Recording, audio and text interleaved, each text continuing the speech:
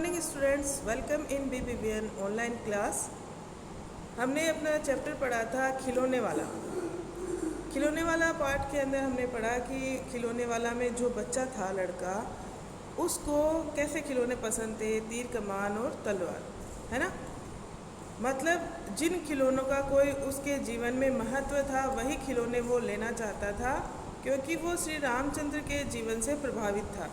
श्री रामचंद्र जो थे वो तलवार चलाते थे, तीर कमान चलाते थे। वो ऐसे नहीं चलाते थे, किस लिए चलाते थे?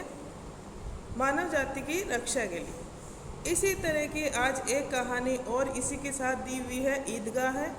आपका जो चैप्टर ख़त्म होता है, हमने उसके प्रश्न उत्तर भी कर लिए खिलौने वाला के। उसके बाद के पेजों में ये दिया हुआ है चैप्टर, इस दूसरा नंबर नहीं है, इसके अंदर ये एक कहानी है जो सिर्फ हमको पढ़नी है।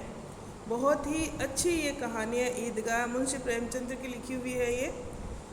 तो चलिए हम शुरू करते हैं। इसके अंदर भी एक बच्चा है जो ईदगाह जाता है, वहाँ पे भी पूरा मेला लगा हुआ है। आपको पता है पूरा मेला लगता है इनके जब ईद आती है उस दिन ईदगाह में। वहाँ एक क्षेत्र का नाम इन्होंने रख रखा होता है ईदगाह। वहाँ पे पूरी चीज़ें, खिलौने, खाने पीने की चीज़ें, बहुत सी चीज़ें और काम की चीज़ें भी वहाँ मिलती है। वह बच्चा भी देखिए अपनी माँ के लिए, दादी के लिए क्या खरीद के लाता है। उसके पास भी ज़्यादा पैसे नहीं होते हैं। इस पाठ में हम यही पढ़ेंगे, आप ध्यान से पढ़िएगा, मेरे साथ साथ आप अपनी बुक निकाल लीजिए। बहुत अच्छी कहानी है। रमज़ान के पूरे 30 रोज़ों के बाद ईद आई है। गांव में कितनी हलचल है, ईदगाह जाने की तैयारियां हो रही है। किसी के कुर्ते में बटन नहीं है, पड़ोस के घर से सुई धागा लेने दौड़ा जा रहा है। किसी के जूते कटे हुए हैं, उनमें तेल डालने के लिए तेली के घर भागा जा रहा है। जल्दी जल्दी बैलों को सानी पानी दे दे। ईदगाह से लौटते लौटते दोपहर हो जाएगी। देखिए, बैलों को सानी पानी यानी उनको चारा और पानी खिला दे, ठीक है। क्योंकि ईदगाह से जब वापस आएंगे तो दोपहर हो जाएगी और तब तक जो बैल हैं भूखे प्यासे रह सकते हैं, इसलिए उनको जल्दी जल्दी काम कर रहे हैं। ये कहानी बहुत पहले की लिखी हुई है, इसलिए इसके अंदर इस तरह की चीज़ें हैं कुछ जो आपको ऐसा लगेगा कि अभी नहीं होती है, लेकिन पहले होती थी, ठीक है ना।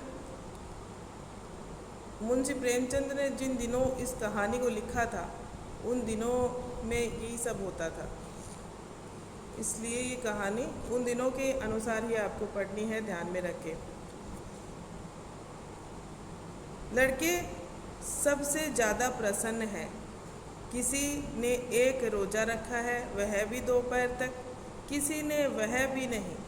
लेकिन ईदगाह जाने की खुशी उनके हिस्से की चीज़ है। देखिए, रोज़ा चाहे कोई रखे या ना रखे, लेकिन ईदगाह सब जाएंगे। और लड़कों को सबसे ज़्यादा खुशी है, लड़के जो छोटे लड़के होते हैं उनको सबसे ज़्यादा खुशी है ईदगाह जाने की, चाहे उन्होंने एक रोज़ा ही रखा है, वो भी दोपहर तक ही। जैसे रोज़ा 24 घंटे का इन्होंने लगा, 12 घंटे का रोज़ा इन्होंने मान रखा है। उसके बाद में ये रोज़ा खोलते हैं, फिर इनका रोज़ा शुरू हो जाता है, ठीक है।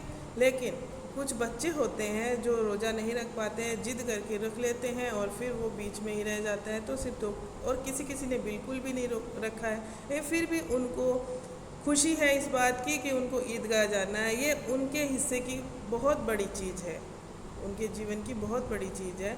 रोज़े बड़े बूढ़ों के लिए होंगे, उनके लिए तो ईद है, उनके लिए तो सिर्फ एक त्यौहार है। जो बड़े लोग होते हैं उनके लिए ही रोज़े हैं, बाकी बच्चों के लिए क्या है, ये एक तो त्यौहार है, ईद का त्यौहार है। रोज़ ईद का नाम रटते थे, आज वह आ गई। जिस तरह हम दिवाली का नाम रटते हैं, आप लोग बोलते हो ना, दिवाली आएगी, दिवाली पे ऐसे करेंगे, दिवाली पे ऐसे करेंगे, ठीक है। हिंदू लोग दिवाली के लिए सोचते हैं, तो मुस्लिम लोग ईद के लिए, उनके लिए ईद सबसे बड़ा त्यौहार होता है। तो बच्चे रोज़ रोज़ उसका नाम रटते रहते हैं और एक दिन ऐसा होता है कि वो त्यौहार आ ही जाता है और उस दिन हमारी खुशियों का ठिकाना ही नहीं रहता। अब जल्दी पड़ी है कि लोग ईदगाह क्यों नहीं चलते। अब छोटे बच्चे हैं, उनको क्या जल्दी है कि ईदगाह क्यों नहीं चल रहे हैं, थोड़ा जल्दी जाना चाहिए। बार बार जेब से अपना खजाना निकाल कर गिनते हैं और खुश होकर फिर रख देते हैं। अपना खजाना कौन सा? जेब में उन्होंने जो ईदगाह जाने के लिए इतने दिनों से जो पैसे इकट्ठे किए थे, अपनी जेब खर्ची को इकट्ठा कर रखा था, उसको बार बार निकालते हैं और देखते हैं, गिनते हैं, खुश होते हैं और वापस अंदर रख लेते हैं। महमूद गिनता है 1, 2, 10, 12, उसके पास 12 पैसे हैं। मोहसिन के पास 1, 2, 3, 8, 9, 15 पैसे हैं। इन्हीं अनगिनत पैसों में अनगिनत चीज़ें आएंगी, खिलौने, मिठाइयाँ, बिगुल, गेंद और जाने क्या क्या। बिगुल बजाने की जो सीटी होती है उसको कहा गया है। जाने क्या क्या चीज़ें वे खरीदेंगे। मन ही मन सोचते रहते हैं, पैसों को निकालते रहते हैं, अंदर डालते रहते हैं, वापस जेब में।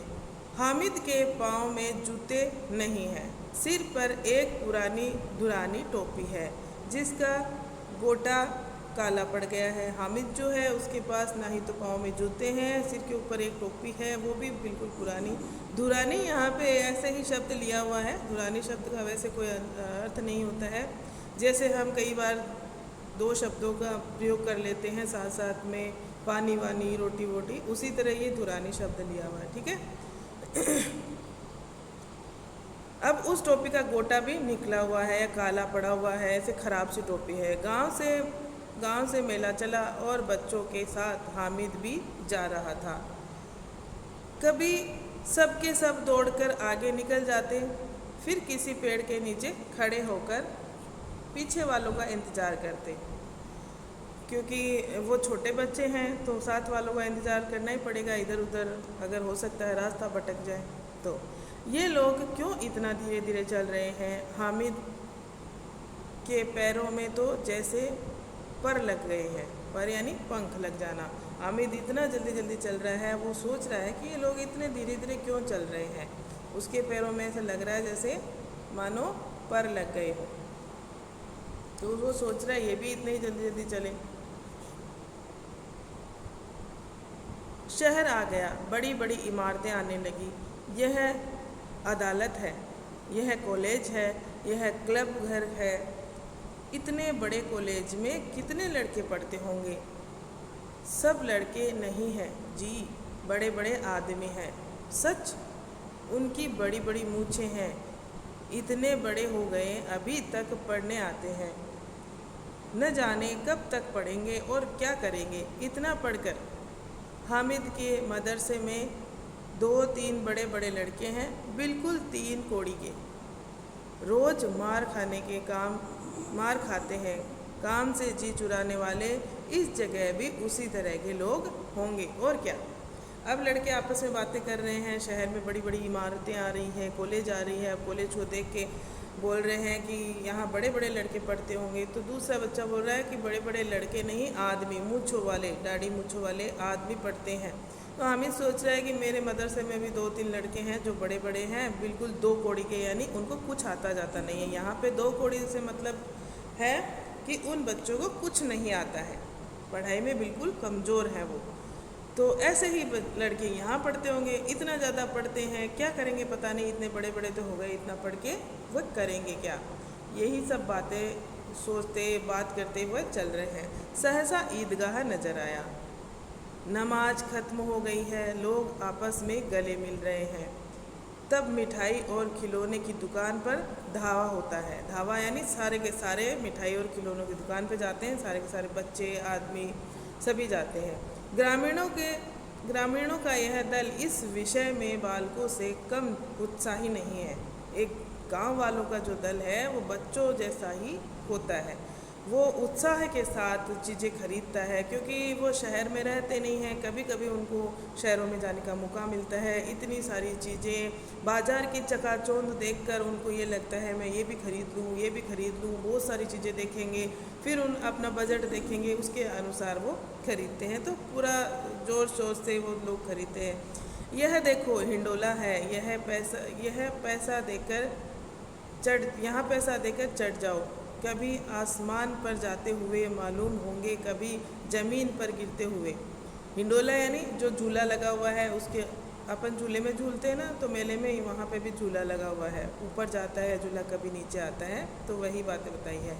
यह चरखी है, लड़की के लकड़ी के हाथी, घोड़े, ऊंट और छड़ों से लटके हुए हैं।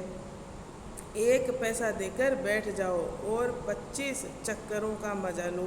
महमूद और मोहसिन और नूर और सम्मी इन घोड़ों और ऊँटों पर बैठते हैं।